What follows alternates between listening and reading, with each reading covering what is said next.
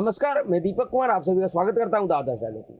दरअसल 18 जुलाई को कर्नाटक की राजधानी बेंगलुरु में तमाम मोदी विरोधी दलों का दूसरी बैठक हुआ। इससे पहले का बैठक आप सभी को पता है, बिहार की राजधानी पटना में 23 जून को हुआ था। लेकिन ये दूसरी बैठक था 18 जुलाई को, जो संपन्न हो गया। लेकिन उस बैठक का कुल परिणाम यह निकला कि सिर्फ और सिर्फ इन तमाम मोदी विरोधी दलों के इन विपक्षी बैठक और एकता का नया नामकरण हुआ।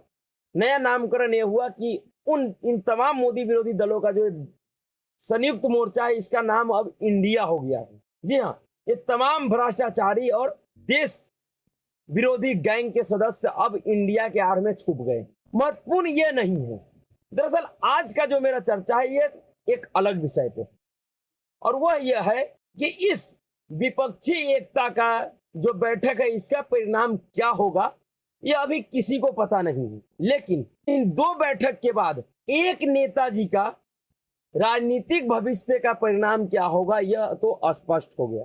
सिर्फ एक का नहीं, दो का। जी हाँ, और वह कौन है? वह है बिहार के मुख्यमंत्री नीतीश कुमार और उप मुख्यमंत्री तेजस्वी प्रसाद यादव।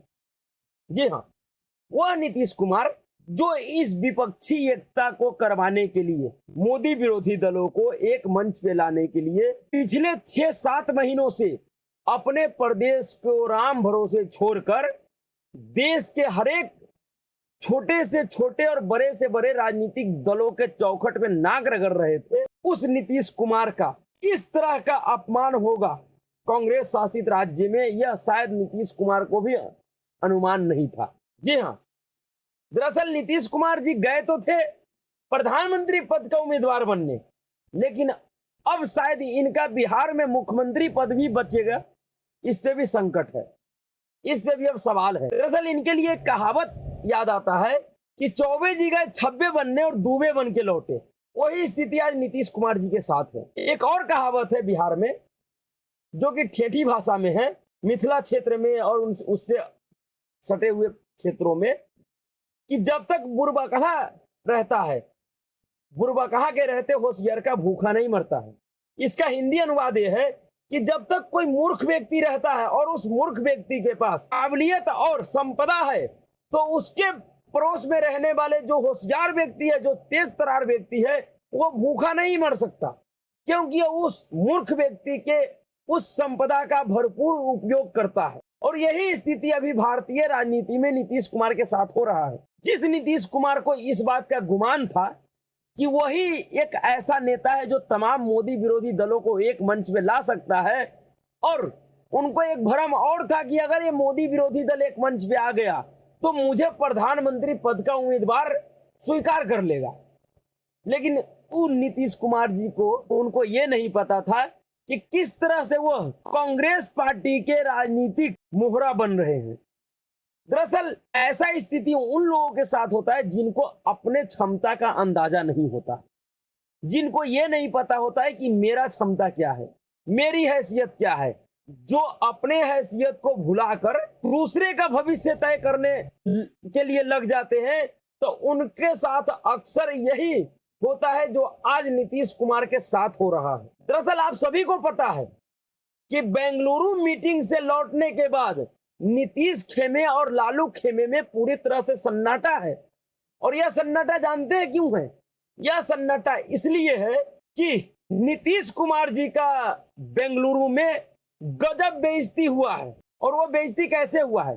दरअसल इसके लिए आपको पटना का 23 जून वाला मीटिंग का जो जिस तरह से आयोजन नीतीश कुमार जी ने किया था, जिसमें बिहार के लोगों के टैक्स पेयर का करोड़ों रुपया खर्च कर दिया था, उसको देखना पड़ेगा। पटना में जब मीटिंग हुई थी तो जितने भी मोदी विरोधी दल के नेता आए थे, उनके रहने सहने से लेके उनके स्वागत तक का काम खुद मुख्यमंत्री नीतीश कुमार जी ने किया था। खुद पटना एयरपोर्ट पे खड़े होकर उन तमाम मोदी विरोधी दलों का स्वागत सत्कार नीतीश कुमार जी किए थे, जो कि ये प्रदेश का मुख्यमंत्री है। लेकिन वही नीतीश कुमार जी जब बेंगलुरु में गए बैठक में शामिल होने, तो नीतीश कुमार जी का स्वागत वहां का मुख्यमंत्री नहीं, उप मुख्यमंत्री नहीं, उस मंत्रिमंडल के एक सामान्य से छोटे मोटे विभाग के मंत्रियों ने किया। अब समझ जाइए, एक इतने बड़े राज्य का मुख्यमंत्री, बिहार के सामने कर्नाटक बहुत छोटा सा स्टेट, लेकिन बिहार जैसे राज्य के मुख्यमंत्री का स्वागत जिस तरीके से हुआ, उससे नीतीश को समझ में आ गया कि आगे क्या होने वाला है। और जब तक वो इस विषय पे विचार करता, तब तक ही उनके सामने बेंगलुरु के रोड पे लगा हुआ एक पोस्टर बैनर दिख गया। जी हाँ, जानते हैं उस बैनर में क्या लिखा हुआ था? दरअसल उस बैनर में लिखा हुआ था the unstable prime minister candidate. समझ जाइए इसका अर्थ क्या होता है। एक तरह से कर्नाटक में कर्नाटक कांग्रेस ने नीतीश कुमार जी के उनके राजनीतिक विश्वसनीयता पे सीधे सीधे सवाल उठा दिए थे। वह बताने का कोशिश किया था कि यह नीतीश कुमार वही है जिनका राजनीतिक पहचान यह है कि ये कब किस तरह पलटी मार दे, इसकी कोई गारंटी नहीं है। यह एक अविश्वस्त नेता है, इनके ऊपर विश्वास नहीं किया जा सकता है। उसमें दो पुलों का, जो हाल ही में सुल्तानगंज का जो पुल कोलैप्स हुआ था, जिसमें कहा जाता है कि 1700 करोड़ रुपए का घोटाला हुआ था, उसका भी जिक्र था। एक तरह से पूरी तरह से कर्नाटक कांग्रेस ने नीतीश कुमार जी को उनकी राजनीतिक हैसियत दिखाने में कोई कोर कसर नहीं छोड़ा। दरअसल नीतीश कुमार जी को जो भ्रम था कि वो बहुत बड़े नेता है और उन्हीं की वजह से यह विपक्षी एकता संभव हुआ है, ऐसे तो इसमें उनका बहुत बड़ा रोल है, लेकिन वह सिर्फ एक राजनीतिक मोहरा के तौर पे रह गए। उनकी राजनीतिक हैसियत खुद बिहार की राजनीति में क्या है, यह उनको पता होनी चाहिए, फिर राष्ट्रीय राजनीति की बात करनी चाहिए। लेकिन उनको उसी अति महत्वाकांक्षा को दिखाने और समझाने के लिए कांग्रेस पार्टी ने इस तरह का पोस्टर लगाया था और यह बताया कि नीतीश कुमार जी एक अविश्वस्त नेता हैं, इनके ऊपर विश्वास नहीं किया जा सकता। उसके बाद मीटिंग के दौरान भी एक घटना घटी। दरअसल उस मीटिंग में जो मोदी विरोधी दलों का जो मीटिंग था, जिसमें 26 दल इकट्ठा हुए थे, उसमें किसी तरह का कोई ठोस परिणाम बाहर नहीं आया, सामने नहीं आया। किसी ठोस परिणाम पे कोई चर्चा नहीं हुआ। उसमें सिर्फ इतना हुआ कि उन मोदी विरोधी दलों के संयुक्त मोर्चा का नया नामकरण हो गया और वह नया नामकरण इंडिया हुआ। जी हाँ, इंडिया, इंग्लिश में इंडिया, इसका कुछ और भी नामकरण हो सकता था, लेकिन इसका नामकरण इंग्लिश में इंडिया हुआ है। जी हाँ, और इस नाम पे बैठक में नीतीश कुमार जी ने कड़ा एतराज जताया था। हम नीतीश कुमार जी के लिए कुछ भी सोच सकते हैं, लेकिन एक चीज तो है, वो हिंदी से बहुत प्रेम करते हैं, हिंदी से उनका बहुत अच्छा लगाव है, गहरा लगाव है, हिंदी का अपमान नहीं सहते हैं, इतना तो है। उसी कारण से नीतीश कुमार जी ने इस अंग्रेजी नाम पे एतराज जताया था। दरअसल नीतीश कुमार जी का मानना था कि इस विपक्षी दलों के इस संयुक्त गठबंधन का जो नाम हो वो हिंदी में होना चाहिए, लेकिन नीतीश कुमार जी का एक नहीं चला। जानते हैं किसके वजह से? एमके स्टालिन की वजह से। जी हाँ, ये वही एमके स्टालिन है, तमिलनाडु का मुख्यमंत्री, जिसके सहयोग से नीतीश कुमार और तेजस्वी प्रसाद यादव बिहार के एक चर्चित पत्रकार मनीष कश्यप के ऊपर एनएसए लगवाकर उसको जेल में बंद करवा रखा है। ये वही एमके स्टालिन है जिनको पटना की 23 जून की विपक्षी बैठक में बुलाने के लिए नीतीश कुमार ने स्पेशल आमंत्रण भेजवाया था, अपने उप मुख्यमंत्री को भेजा था। ऐसे जाना तो इनको खुद था, लेकिन किसी कारणवश ये नहीं गए, लेकिन ये अपने उप मुख्यमंत्री को भेजा। शायद इनको भरोसा हो गया था कि इनके जाने से एमके स्टालिन नहीं आने वाले हैं, क्योंकि आप समझिए ना, एक ऐसा नेता जो अपने प्रदेश में अपने दम पे चुनाव जीतकर सीएम बना हो, वो किसी ऐसे नेता के बुलावे पर कैसे आ सकता जिसने अपने राजनीतिक इतिहास में कभी भी अपने दम पे अपनी पार्टी का सरकार नहीं बना पाया फुल बहुमत का, जिनका राजनीतिक हैसियत सिर्फ बिहार की राजनीति में इतना है कि 43 विधायक है। और यही कारण था कि नीतीश कुमार जी तेजस्वी यादव को भेजा, क्योंकि तेजस्वी यादव और एमके स्टालिन के बीच कुछ स्पेशल सांठगांठ है, जिसका भरपूर फायदा वो मनीष कश्यप प्रकरण में उठाया है। वही एमके स्टालिन नीतीश कुमार से भिड़ गए बीच बैठक में ही। उन्होंने कहा कि अगर इस अलायंस का नाम रखा जाएगा तो सिर्फ और सिर्फ इंग्लिश में हिंदी में नहीं रख सकते हैं। उनका तर्क यह था कि मैंने अपना राजनीतिक वजूद ही हिंदी के विरोध में खड़ा किया है, मैं हिंदी को कतई बर्दाश्त नहीं करूंगा। और यह सही बात भी है, जिस प्रदेश में दही के डिब्बे पे अगर हिंदी में नाम लिखा जाए तो बवाल हो जाता है, वहां के मुख्यमंत्री, केंद्र सरकार और गृह मंत्री को दही के नाम पर से हिंदी शब्द को हटाने के लिए चिट्ठी लिख देते हैं, वह मुख्यमंत्री भला हिंदी में नाम को कैसे बर्दाश्त करेंगे। तो नीतीश कुमार जी का वह बात भी नहीं माना गया। दरअसल जिन नीतीश कुमार जी को शुरू से यह गुमान था कि अगर मैं ये विपक्षी एकता करवाता हूं तो हो सकता है कि ये विपक्षी दल के नेता मुझे प्रधानमंत्री पद का उम्मीदवार बना दे, लेकिन पटना की बैठक में यह स्पष्ट हो गया कि मुख्यमंत्री प्रधानमंत्री पद का उम्मीदवार नीतीश कुमार नहीं होने जा रहा है, इनको कोई स्वीकार नहीं कर रहा है। तो फिर इन्होंने सोचा कि जो ये विपक्षी एकता का जो ये अलायंस हो रहा है, इसका संयोजक ही मुझे बना दे, राष्ट्रीय संयोजक। अब बेंगलुरु की बैठक में यह भी स्पष्ट हो गया कि नीतीश कुमार को संयोजक भी नहीं बनाया जा सकता है, क्योंकि यह एक अविश्वसनीय नेता है, इनको विश्वास नहीं किया जा सकता है।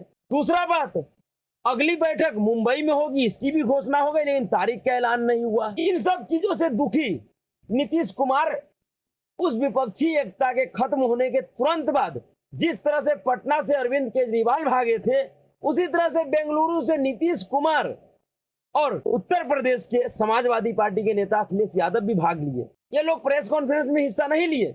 और बेंगलुरु से जो नीतीश कुमार भाग के आए, उसका असर यह हो गया कि लालू प्रसाद यादव और तेजस्वी प्रसाद यादव का एजेंडा फुस हो गया। जी हाँ, उनका एजेंडा क्या फुस हो गया?